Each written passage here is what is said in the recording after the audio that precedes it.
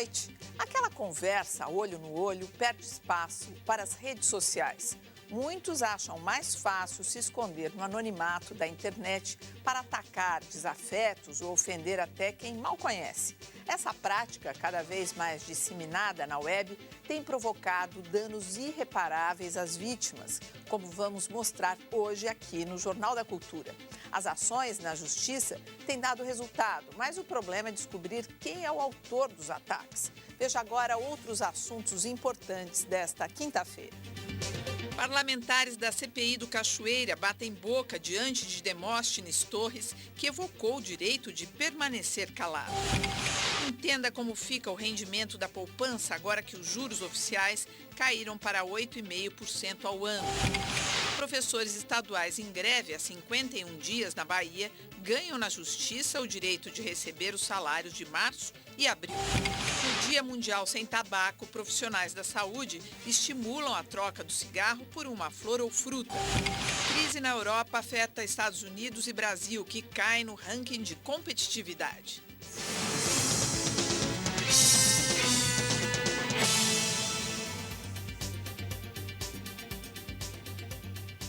A nossa bancada tem hoje o advogado e ex-secretário de Segurança Pública do Estado de São Paulo, Eduardo Mui Laerte, e o professor de Filosofia da USP, Vladimir Safado. Como meio de comunicação e informação, a internet oferece possibilidades ilimitadas, mas o outro lado também pode ser um instrumento incômodo, ofensivo e até ameaçador. É o chamado cyberbullying. Foram 3 anos de agressões na internet. No começo, Priscila levava na esportiva, mas a reação parece ter incomodado ainda mais o agressor virtual. Ela abriu um blog, colocou informações que dizia que eu roubava informações sigilosas de clientes e vendia para outros. A situação criou problemas no trabalho. Viriam outros. Ela abriu páginas em sites pornográficos, colocou e-mail do meu trabalho e telefone do meu trabalho na página para as pessoas entrarem em contato comigo, né? Ou seja, em busca de sexo. A perseguição virtual terminou em ameaça de morte. Eu recebi um e-mail dizendo assim que acidentes aconteciam em qualquer lugar, a gente está arriscado a sair na rua e não voltar, ou voltar paraplégico. E aí eu abri o outro anexo era um ursinho numa cadeira de rodas. E aí foi que assim, mexer com o filho da gente, você pode acabar com você, né? Mas com o filho a gente fica muito mais preocupado. A internet é uma rede de códigos capaz de interligar todos os computadores do mundo. Os dados postados aqui podem ser acessados em qualquer lugar. Como as informações carregam apenas o endereço da máquina de onde saíram os dados e não as informações do usuário, descobrir o agressor virtual é difícil. É chamado de cyberbullying o ato de ameaçar e insultar pessoas pela internet. Foi o que aconteceu com a apresentadora Xuxa, ofendida por desconhecidos no Twitter depois de dar depoimento na televisão dizendo que sofreu abuso até os 13 anos de idade. Alguns internautas chegaram a sugerir que ela morresse. No mundo virtual, tudo é possível. Por exemplo, eu posso escolher ter uma cópia minha ou ser bem diferente, baixa, gorda, com um rosto assustador. Um anonimato que é usado por muita gente para ofender pessoas. As pessoas fantasiam ou imaginam que vai ser impossível ser identificada, né, como autor daquela agressão, como autor daquela ofensa. O que cada vez menos é verdade. Cada vez mais a própria tecnologia fornece recursos para se identificar o autor. 3 anos depois, a polícia descobriu a autora das ameaças contra a Priscila. A agressora foi condenada a prestar serviços comunitários, mas o trauma ainda persiste. Hoje eu evito site de relacionamento nenhum. Nenhum eu tenho, nada meu e nada dos meus filhos, eu não deixo. É uma situação absolutamente covarde. Essa que tem sido, acho que, uma tendência, um traço desse nosso tempo, das pessoas entrarem, xingarem os outros, mas escondidas no anonimato. Essa covardia, de que maneira isso reflete o que vocês acreditam no dia a dia da gente, no jeito de se colocar, na maneira que se pensa, porque virou assim, é tudo no grito, na agressão. Bom, eu começaria dizendo o seguinte: a Constituição garante a liberdade de expressão e expressamente ressalva e proíbe o anonimato. E esse anonimato, claro, é uma questão também tecnológica. Toda mensagem sai com IP e as pessoas às vezes não imaginam que vão ser pegas rapidamente. Eu mesmo trabalhei em advocacia criminal em casos de pessoas que acharam que estavam falando anonimamente e que depois se viram chamadas na delegacia. Há um autor americano que disse uma vez uma coisa muito interessante, que a internet é um espaço lindo para o exercício da liberdade, mas é também um campo propício como o Velho Oeste, diz ele, para os fora da lei. Então, nós estamos nessa passagem que é de procurar novas regras. A comissão que faz o Código Penal está tentando criar os novos chamados crimes cibernéticos, mas há também o outro lado, que é o lado da nossa sociedade, que é uma sociedade que está carente de delicadeza, né? Quer dizer, os deputados e os senadores quase pegaram a tapa hoje. Dentro de um órgão como o Supremo, o diálogo é trocado por uma certa truculência entre poderes. Então, eu acho que isso reflete também. Mas aí a rede social tem outro lado que eu tenho visto, que ainda não foi muito explorado. Cada vez mais eu vejo gente que prefere procurar um parceiro, até para casar, na internet, do que num botequim.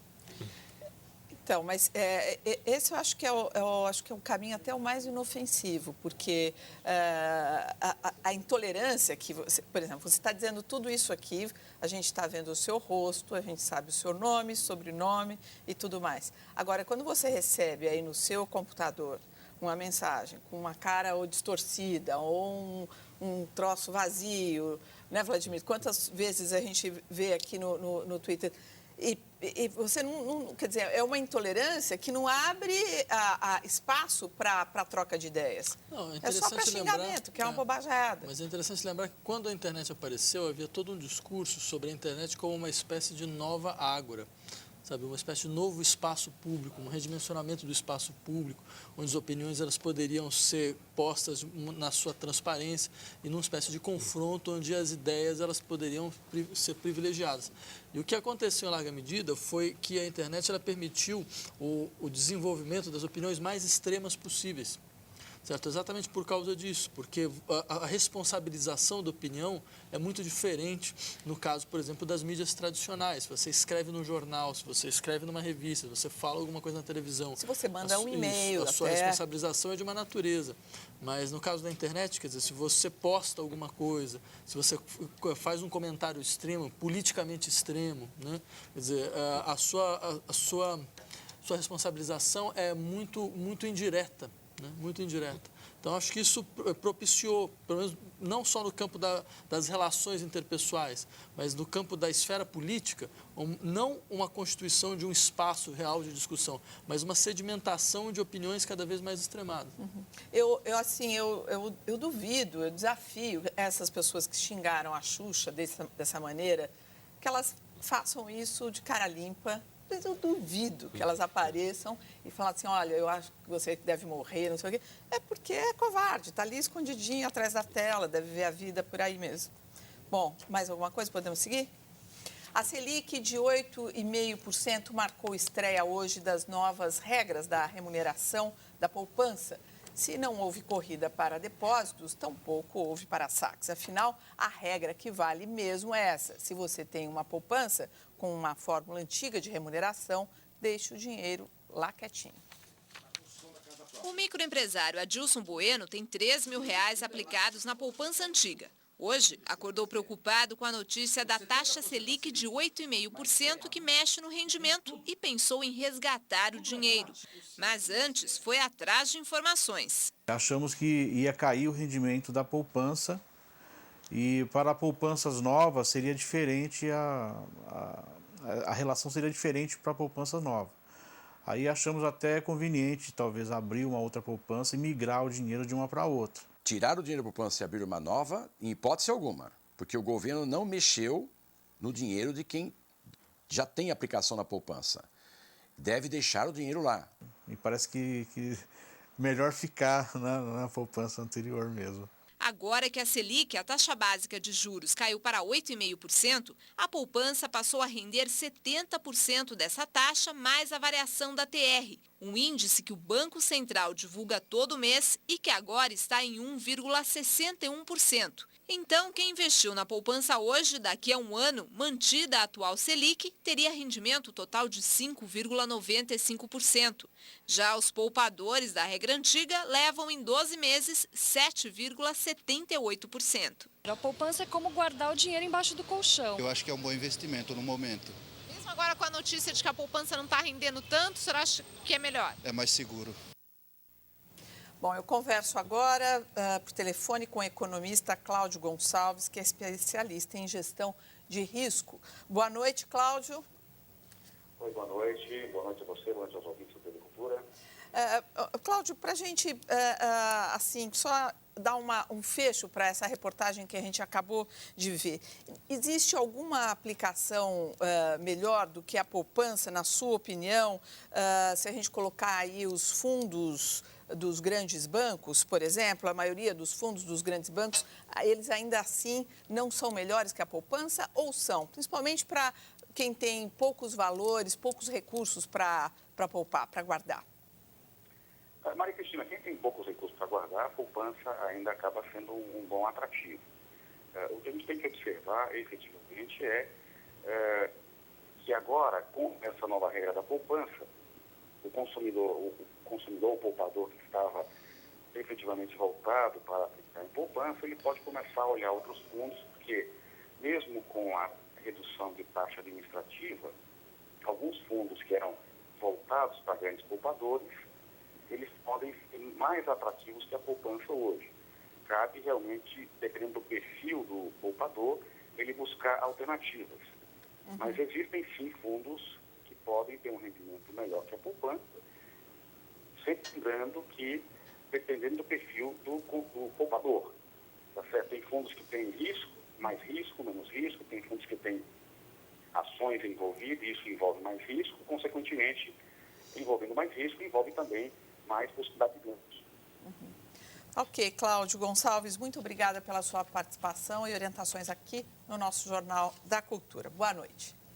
A Bolsa de Valores de São Paulo encerra o mês de maio com queda acumulada de 12% e o dólar fechou cotado a R$ 2,01.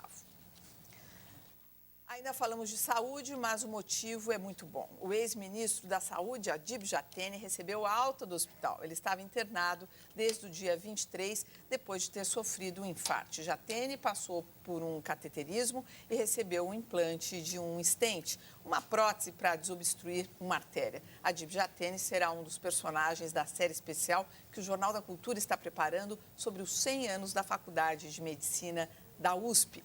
A seguir, professores estaduais da Bahia completam 51 dias em greve. E mais, Demóstenes Torres fica calado na CPI enquanto parlamentares batem boca.